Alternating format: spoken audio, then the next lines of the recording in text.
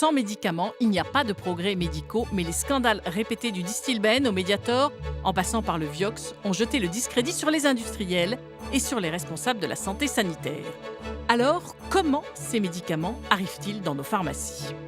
Les chercheurs tentent tout d'abord de développer la molécule soignant la maladie ou réduisant ses symptômes. Sur 1000 molécules candidates, une seule finit sur le marché. Les essais précliniques sont menés sur l'animal, les rongeurs, mais aussi le poisson, le lapin et les oiseaux. Ils durent entre 2 et 5 ans.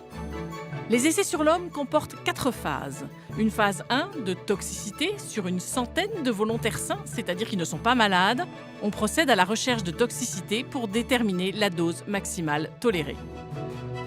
La phase 2, efficacité et tolérance. Sur des centaines de volontaires malades, on compare plusieurs doses pour déterminer la plus efficace sans effet indésirable majeur.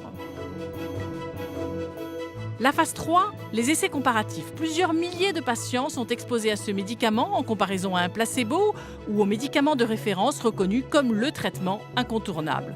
Il permet d'estimer le rapport bénéfice-risque.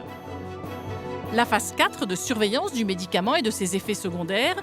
Il s'agit d'évaluer les effets indésirables attendus ou encore inconnus du médicament sur la population traitée.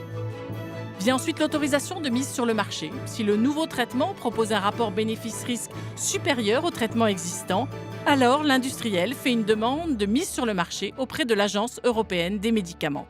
La décision est prise par les 28 membres à majorité simple. Le labo présente ensuite une demande d'accès au remboursement à la Commission de la transparence qui décide suivant le service médical rendu. Vient ensuite la fixation du prix. Le comité économique des produits de santé fixe les prix en fonction de l'amélioration du service médical rendu, du nombre de patients concernés et de la complexité de fabrication. Le médicament est alors en vente en pharmacie.